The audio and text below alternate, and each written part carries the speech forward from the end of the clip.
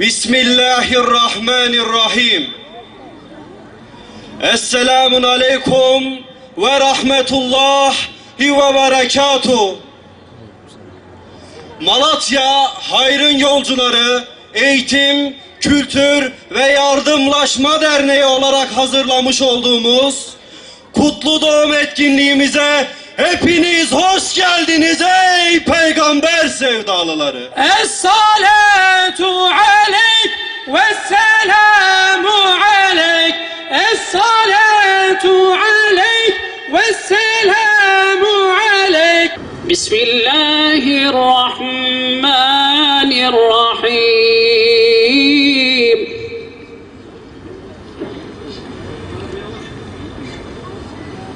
لقد صدق الله رسوله رؤيا بالحق. Yer gök şahit olsun ki, Allah-u Teala şahit olsun ki bu ümmetine Muhammed Aleyhisselam'a düşkündür. Tekbir! Allahu Ekber! Tekbir! Allahu Ekber! Tekbir!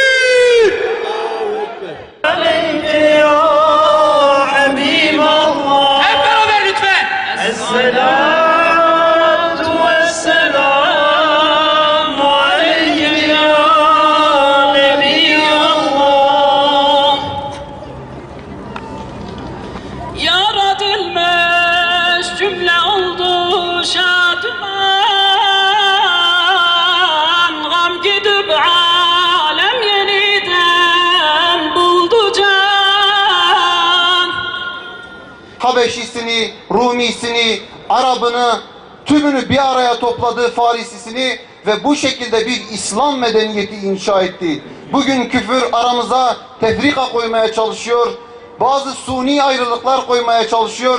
Maalesef bizler İslam çatısını tek ettikten sonra aramıza ulus devlet düşüncelerini, aramıza etnik unsurları koyduktan sonra bu izzet ve şerefi kaybettik, paramparça olduk.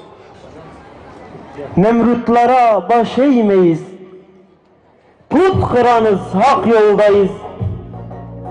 Ateşlerden hiç korkmayız, İbrahim'in yolundayız.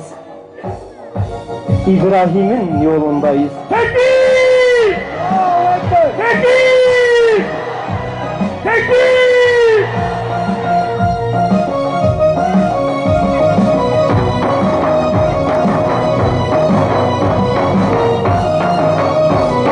Nemrutlara baş eğmeyiz, put kıranız hak yoldayız.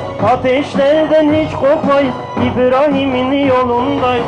Evet, biz bir özgürlük peygamberinin doğum gününü ihya ediyoruz.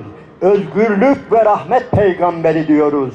Evet, Allah-u Teala sapkınlığa uğramış bir dünyaya, zulme uğramış bir dünyaya bir kurtarıcı gönderiyor.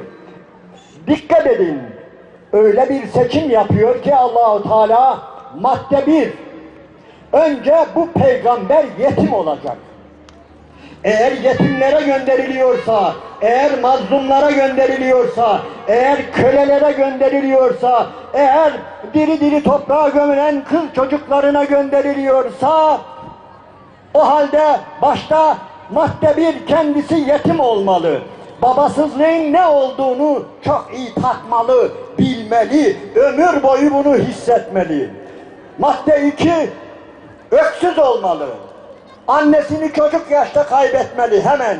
Anasızlığın ne olduğunu bilmeli. Allah'ın Resulü hiç kimseye diyor ayağa kalkmazdı. Ama kızı Fatıma hariç, ne zaman ki Fatıma içeriye girdi, ne zaman ki onun odasına girdi ve ayağa kalkardı, varırdı, koşardı, sarılırdı, öperdi, elinden, yüzünden, alnından öper, bağrına basar, kucaklar ve getirir yerine oturturdu.